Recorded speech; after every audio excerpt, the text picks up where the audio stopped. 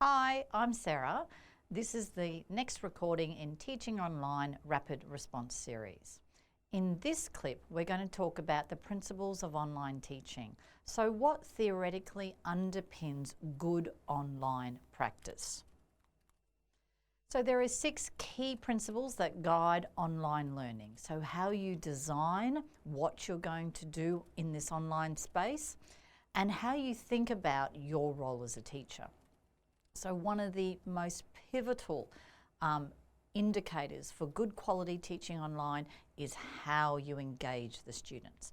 Now there's 3 different types of engagement. One is the teacher to the student, the other is the student to the content, and the other is student to student. So when we're thinking about your role as a teacher, it's how you are engaging with the students. So that's just not putting things up.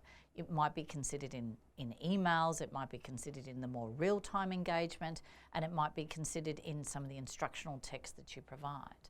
But that is definitely teacher to student, so it's teacher-driven. You see that very much when you see the students coming straight back to you as the teacher. The other one is student to content. So how students engage with the content. What are the things that they're doing to actually enable them to turn content information into their own knowledge. The other one, which is pivotal in online education, is how we're going to design for learning experiences that enable students to engage with other students.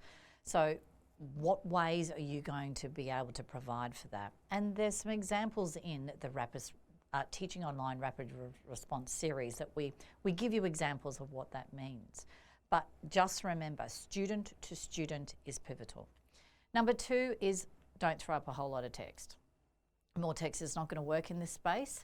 If you need a lot of content to be presented, then try instructional videos. And we give a video about just what that would look like.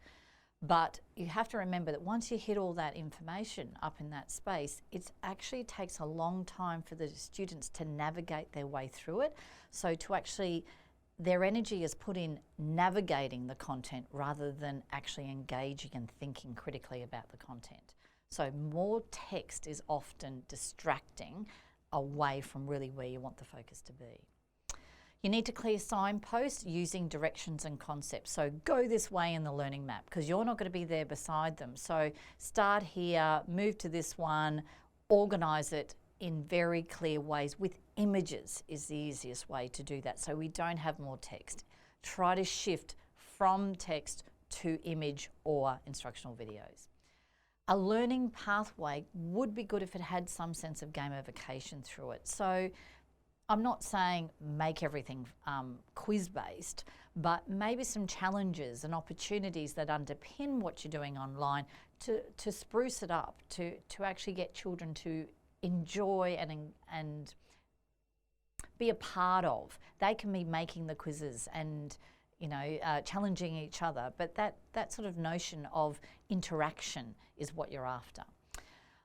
Provide some opportunities for real time and any time, so you're both your asynchronous and your synchronous discussion.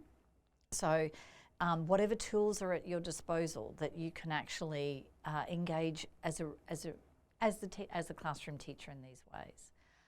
Also, develop who you are online. They know you, you're the classroom teacher, but your presence and how you present yourself in different ways, like greetings or today this happened to me, stories of what is happening, because that's real life and that's what you do in the classroom, and that needs to be maintained very much online. So the point of being online is to humanise the engagement, to make it more personal when we go to these online spaces. So for more information and newsletters in the community, if you go to teachingonline.com.au, that information's there. Thank you.